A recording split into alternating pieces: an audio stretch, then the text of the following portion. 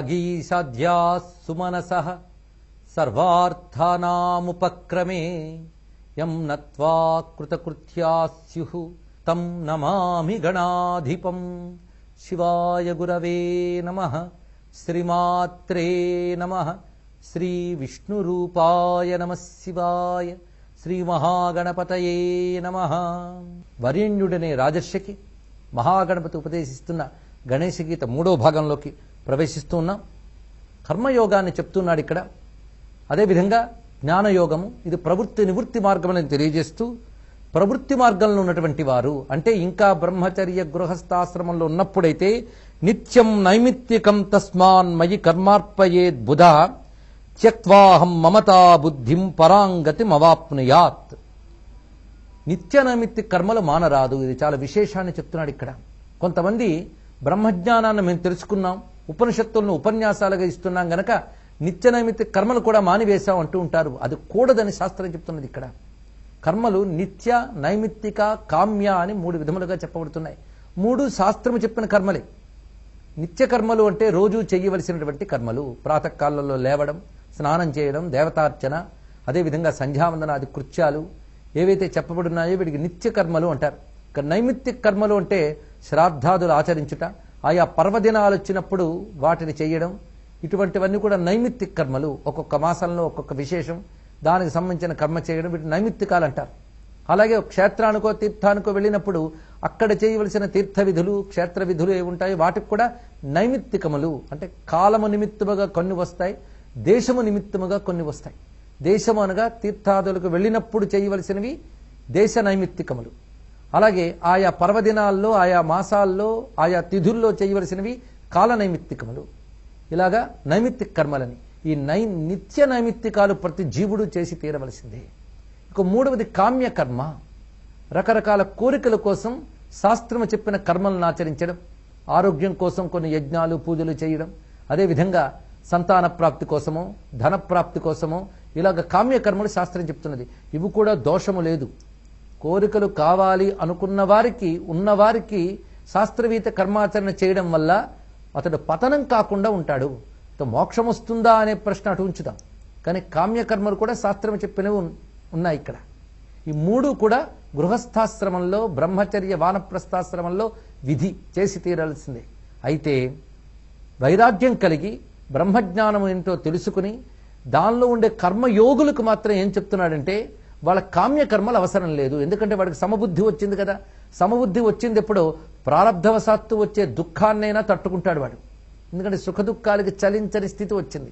అటువంటప్పుడు వాడు కర్మల్ని విడిచిపెట్టేటప్పుడు కామ్య కర్మల్ని విడిచిపెడతాడే తప్ప నిత్య నైమిత్తికాలు విడిచిపెట్టరాదు. అవి కర్తవ్యములు, అవి చెయ్యవలసినదే. ఎందుకంటే ఇంకా శరీరం ఉన్నది అంటే ప్రారబ్ధం మిగిలి ఉంది, కర్తవ్యం మిగిలి ఉన్నది అని అర్థం. అందుకు అటువంటి వాడి నిత్య నైమిత్తికములు చేయాలి. ఆ చేసేటప్పుడు మయి కర్మార్పయేత్ బుధ. ఆ తెలివైనటువంటి జ్ఞాని మయి కర్మార్పయేత్, నాయందు ఆ నిత్య నైమిత్తిక కర్మలను అర్పిస్తాడు. అలా చేసినటువంటి వాడు పరాంగతి అవాప్నుయాత్, వాడు పరమగతిని పొందుతాడు. పరమగతి అంటే మోక్షము. మిగిలిన సద్గతులు చాలా ఉంటాయి. ఉత్తమ లోకాలకు వెళ్ళడం, తిరిగి వెనక్కి రావడం, ఇవన్నీ కూడా ఉత్తమగతులు కావచ్చు. కానీ పరాంగతి అంటే మోక్షం అని అర్థం. కనుకనే నిత్య నైమిత్తిక కర్మలు నాకు ఎవడైతే అర్పణ బుద్ధితో చేస్తాడో అటువంటి వాడు పరాగతిని పొందుతాడు అని చెప్తూ, ఈ కర్మ ఆచరించేటప్పుడు బంధించడానికి కారణం 2 దోషాలు. ఆ 2 దోషములు కామము, క్రోధము. ఈ 2 దోషాలు ఏర్పడతాయి. ఇది తెలుసుకోవాలి. అందుకే వేదాంతం అంటే మనస్తత్వ శాస్త్రమే. ఒక పని చేసేటప్పుడు ఆ పని వల్ల మనం చాలా బాధపడ్డమో, ఆందోళన పడ్డమో, దుఃఖపడ్డమో చేస్తుంటాం. పైగా ఈ రోజుల్లో స్ట్రెస్సు, స్ట్రెయిను ఈ మాటలు చాలా వినబడుతుంటాయి మనకి. అందుకే స్ట్రెస్సు, టెన్షను ఈ 2 శబ్దాలు చిన్న పిల్లవాళ్ళ నుంచి పెద్దల వరకు ప్రతి వారి నోట పలకబడేటువంటి నిత్య తారక మంత్రాలు అయిపోయాయి మనకి. ఇవి జీవితంలో ఎదుర్కొంటున్న బాధ. అందుకు అటువంటి ఒత్తిడుల్లో ఎవరైతే మునిగిపోయి ఉన్నారో వారికి భారతీయ వేదాంతం సాంత్వననిస్తోంది అని విదేశీ మేధావులు కూడా చెప్తూ ఉన్నారు. ఏమిటా సాంత్వన అంటే ఇదిగో ఇదే చెప్తున్నది. అందుకు కర్మలో ఆచరించేటప్పుడు వాటి వల్ల మనకి ఆందోళన కానీ దుఃఖము కానీ కలగకుండా ఉండాలి అంటే ఏం చేయాలి అంటే, అది నువ్వు చెయ్యవలసిన శాస్త్రవీత కర్మాచరణ గనక చెయ్యు, భగవదర్పణ బుద్ధితో చెయ్యు, అది చాలా శాంతినిస్తుంది. రెండవది, కర్మకి 2 దోషాలు అంటుకునే అవకాశం ఉంది. అది కామ, క్రోధ.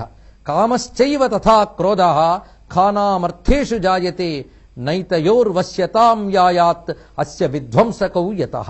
గొప్ప మాట గట్టిగా చెప్తున్నాడు ఇక్కడ. ఖానాం అంటే ఇంద్రియములకు. ఖమ్ అనే శబ్దానికి సంస్కృతంలో ఇంద్రియములు అని అర్థం. ఈ ఇంద్రియములకు అర్థములు అనగా విషయములు. ఈ విషయాలతో మనం కావాలి అని కోరి చేసే పని కర్మమని పేరు. కానీ ఇంద్రియములు సుఖపడ్డం కోసం బయట వస్తువులు సంపాదించాలని చేసే పనులు కర్మలు. అయితే ఈ కర్మలు చేసేటప్పుడు ఆ విషయ లాలస వల్ల మనకి 2 దుర్గుణాలు ఏర్పడతాయట. అది కామము, క్రోధము. అది కావాలనే కోరిక, అది తీరదేమో అనే బాధ, తీరకపోతే కోపం, తీరితే సుఖం. ఇంతే కదా.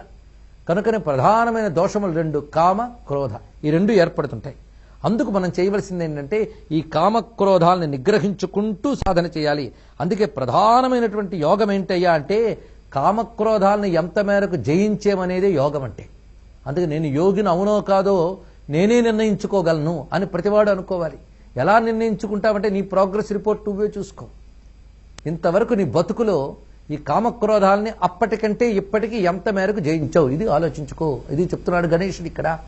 అందుకు శక్నోతి హైవ యస్సోఢుం ప్రాక్షరీర విమోక్షణాత్ కామక్రోధోద్భవం వేగం సయుక్తస్య సుఖీనరః అని భగవద్గీతలో ఇదే చెప్పాడు స్వామి. ప్రాక్షరీర విమోక్షణాత్, శరీర పతనం కాకముందే కామక్రోధాల వేగాన్ని నువ్వు ఎంతవరకు నియంత్రించావో ఆలోచించుకో. అది బాగా నియంత్రించగలిగితే వాడే యోగి, వాడే సుఖి అన్నాడు ఇక్కడ. అది కామక్రోధాలు అనేవి చాలా భయంకరమైన శత్రువులు. ఆ 2 చూడు, ఇద్దరే శత్రువులా మరి 6 అంటారు కదంటే మిగిలిన 9 వీళ్ళ అన్నదమ్ములే. ఇది తెలుసుకోవాల్సింది. అందుకే కామక్రోధ లోభ మోహ మదమాత్సర్యాలను ప్రతివాడు చెప్తుంటారు అరిషడ్ వర్గాల్లో.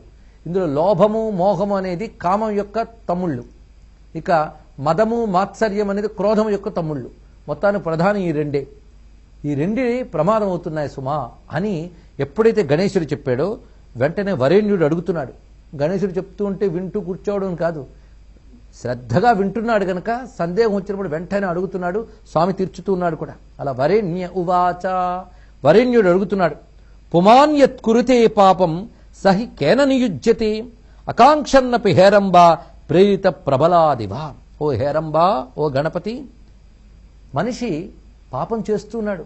ఒక్కొక్కప్పుడు జ్ఞాతంగా, ఒకప్పుడు అజ్ఞాతంగా. అంటే తెలిసి తెలియక, తెలిసి తెలియక 3 విధాలుగా చేస్తూ ఉంటారు పాపాన్ని. తెలిసి చేసేవాళ్ళు, తెలియక చేసేవారు, తెలిసి తెలియక చేసేవారు. మొత్తానికి ఈ పాపం చేయడానికి ప్రేరకులు ఎవరు? ఇది గొప్ప మాట అడిగాడు ఇక్కడ. ప్రేరకులు ఎవరో కాదయ్యా, ఇందాక నీకు చెప్పానే వారే. అసలు మనిషి పాపం చేస్తేనే కదా చిక్కు. పాపం అనగా దోషము. దోషం చేస్తేనే పరమాత్మ యొక్క స్పృహకు దూరం అయిపోతాడు. పరమాత్మకు దూరం అవుతున్న కొద్దీ ప్రపంచానికి దగ్గరైపోతాడు. ప్రపంచానికి దగ్గరవుతున్న కొద్దీ లంపటం పెరిగి దుఃఖం పెరుగుతుంటుంది. ఇంతే, ఇదొక చక్రం. అయితే అసలు పాపం అనగా పరమాత్మకు దూరమై ప్రపంచానికి దగ్గర అవడమే పాపం. ఇప్పుడు తేలిపోయింది. ఈ పాపం చేయడానికి కారణం ఏమిటి అంటే నీకు ఇందాక చెప్పానా, వాళ్ళిద్దరే. అందుకే కామక్రోధవు మహాపాపవు. కనుక పాపాలంటే ఎక్కువ లిస్ట్ ఏం లేదండి, 2 పాపాలంటే కామము, క్రోధము. ఈ 2 పాపములు అన్నాడు ఇక్కడ. ఎందుకంటే మనిషి పాపం చేసేది 2 చేతే. కోరిక చేత చేస్తాడు, తనకి అనుకూలించకపోతే వచ్చిన కోపం చేత పాపం చేస్తాడు. ఈ 2. కనుక అన్ని పాపాలు కోట్ల కొలది ఉండొచ్చుగాక, కానీ అన్ని పాపాలకి తల్లిదండ్రులు మాత్రం కామక్రోధాలే. ఇది తెలుసుకోవాల్సింది. అందుకే కామక్రోధవు మహాపాపవు గుణద్వయ సముద్భవవు. గొప్ప మాట చెప్పాడు. కామక్రోధాలు అనబడేవి మళ్ళీ అవి దేని నుంచి పుడుతున్నాయో తెలుసుకోవాలి. ఎందుకంటే కారణం తెలుస్తూ ఉంటే డయాగ్నైజ్ అయిపోతుంటుందండి. అది తెలుసుకోవాలి. రోగ నిర్ధారణ ఎలాగో పాపానికి కూడా నిర్ధారణ దేనివల్ల కలుగుతుందో తెలుసుకోగలిగితే ఆ కారణాన్ని నిర్మూలించవచ్చు కదా. అది ఆలోచింపజేస్తున్నాడు ఇక్కడ. ఇదే మనస్తత్వ విశ్లేషణ. కనుక కామక్రోధవు మహాపాపవు. ప్రధానమైన పాపములు 2 కామక్రోధాలు. ఈ 2 దేని వల్ల పుడుతున్నాయంటే గుణద్వయ సముద్భవవు. 2 గుణాల వల్ల పుడుతున్నాయన్నాడు ఇక్కడ. ప్రధానంగా ఒక్క గుణమే, అది రజోగుణం అనేది. అదే కామక్రోధవు రజోగుణ సముద్భవవు అని చెప్తాడు ఇక్కడ మహానుభావుడు కృష్ణ పరమాత్మ. అదే కామక్రోధాలకు ప్రధాన గుణం రజోగుణం. రజోగుణం అంటే నేను అనే అహంకారం. ఆ నేననే అహంకారం వల్ల పుడుతుంటాయి రజోగుణం వల్ల.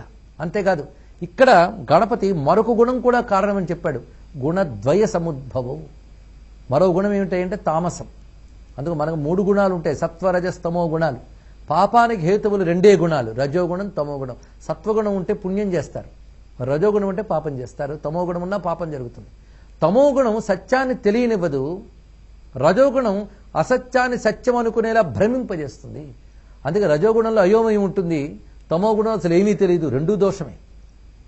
అందుకు ఆ రెండు గుణముల వల్లనే కామక్రోధాలు కలుగుతూ ఉంటాయి సుమా. అప్పుడు చేయవలసిందేమిటి చాలా చక్కగా వివరిస్తున్నాడు. నియంత్రణే ప్రధానము. ముందు నిగ్రహించుకుంటూ రా. కలగడం సహజం, కానీ అసలు కలగకుండా ఉండదు. ఎందుకంటే పుట్టుకుంటుందిగా, దీనికో వాసన ఉన్నది కనుక నేను ఇంతేనండి, నా నోరు అంతే అనకూడదు. నిగ్రహించుకునే ప్రయత్నం చేస్తూ ఉండాలి. అది ప్రధానమైనటువంటిది. అందుకు ఇంద్రియములను క్రమంగా నిగ్రహించగలిగితే మనస్సు స్వాధీనంలోకి వస్తుంది. మనస్సు స్వాధీనంలోకి వస్తే బుద్ధిలో నిలబడుతుంది. బుద్ధి అంటూ నిలబడితే అది పరమాత్మ యందు నిలబడుతుంది. ఇది తెలుసుకోవాలి. అందుకు ముందు ఇంద్రియాలను నిగ్రహించు. అది మనస్సుతో నిగ్రహిస్తావు గనక మనస్సు కూడా స్వాధీనం అవుతుంది. అది బుద్ధి యందు నిలుస్తుంది. బుద్ధి అంటే నిశ్చయాత్మకమని అర్థం. అందుకే అసలు వరేణ్యుడితో గీత ప్రారంభించేటప్పుడే సమ్యక్ వ్యవసితారాజన్ అని ఒక అద్భుతమైన మాట అన్నాడు గణేశుడు. నీకిప్పటికి నిశ్చయ జ్ఞానం ఒకటి లభించింది అన్నాడు. నిశ్చయ జ్ఞానం అంటే నన్ను ఇది తరింపజేస్తుందని ఏకాగ్రంగా దాన్ని పట్టుకోవాలండి, అప్పుడే తరిస్తాం. ఎన్నో ఉపన్యాసాలు వింటూ ఉంటాం, వేదాంతాలు వింటూ ఉంటాం, కానీ ఎక్కడ వేసిన గొంగళ అక్కడే ఉన్నది. ఎందువల్ల? ఈ సమ్యక్ వ్యవసిత అనేది లేదు అక్కడ. అంటే ఇది ప్రధానము, దీనితో నేను తరిస్తానని ఏకాగ్రత, దాని యందు పట్టు లేదు. ఆ పట్టు లేకపోవడం వల్లే పట్టు జారిపోతూ ఉంటుంది మనకి. ఆ దృఢముగా పట్టుకున్నట్టే సమ్యక్ వ్యవసిత. అది కావాలి. అది కావాలంటే మనస్సు నిగ్రహింపబడాలి. అప్పుడు నిగ్రహింపబడిన మనస్సుతో బుద్ధికి తేటదనము లభిస్తుంది. ఆ తేట అయిన బుద్ధి పరమాత్మ యందు నిలబడగలదు. అందుకు ఈ కామక్రోధ వేగాల్ని ఇంద్రియ నిగ్రహంతోనే జయించగలము అని వివరిస్తూ, ఇదే యోగం అంటే. ఇంకా చెప్పడానికి ఇంకేమీ లేదండి. నిజానికి ఇది యోగం, ఇది సనాతన యోగం. గట్టిగా ఆలోచిస్తే ఇందులోనే అంతా ఉన్నది మొత్తం కూడా. ఎప్పుడైతే ఈ మాట చెప్పి, ఇదేదో నీకు కొత్తగా నేను చెప్పట్లేదయ్యా అంటున్నాడు గణపతి వరేణ్యునితో. ఇది నేను పురా సర్గాది సమయే త్రైగుణ్యం త్రితనూరుహం, నేను సృష్టికి పూర్వమే, పైగా త్రిగుణాత్మకమైన ఈ సృష్టిని సృష్టించే ముందే నేను దీన్ని విష్ణువునికి తెలియజేశాను. విష్ణువు సూర్యుడికి చెప్పాడు, సూర్యుడు మనువుకు చెప్పాడు, మనువు తర్వాత మహర్షులకు చెప్పాడు. ఇది క్రమంగా వచ్చినది. ఈ వచ్చినటువంటి జ్ఞానం ఏదైతే ఉన్నదో అది శ్రద్ధ లేని వారి వల్ల, విశ్వాసం లేని వారి వల్ల, నిందా స్వభావం ఉన్న వారి వల్ల ఈ విద్య క్రమంగా అడుగంటిపోయింది. తిరిగి ఇప్పుడు నేను నీకు బోధిస్తూ పునరుద్ధరణ చేస్తున్నాను అన్నాడు. ఇదొక అద్భుతమైన క్రమం. అంటే జ్ఞానమే పరమాత్మ. ఆ పరమాత్మ ఒక రూపంగా వ్యక్తమైనప్పుడు ఈ జ్ఞానంతోనే వస్తాడు. ఆ రూపమే విష్ణు, సూర్య ఇత్యాది రూపములు. ఈ క్రమం జాగ్రత్తగా చూడాలి. గణపతి విష్ణువుకి చెప్పేట, విష్ణువు సూర్యుడికి చెప్పేట. ఇలాంటి మాట మన భగవద్గీతలో కృష్ణుడు అర్జునుడితో చెప్తాడు. ఈ జ్ఞానాన్ని ఇమం వివస్వతం యోగం ఉక్తవాన్, నేను ఎప్పుడో పురాప్రోక్త సృష్టికి పూర్వమే నేను సూర్యునికి దీన్ని బోధించాను కృష్ణుడు చెప్పాడు.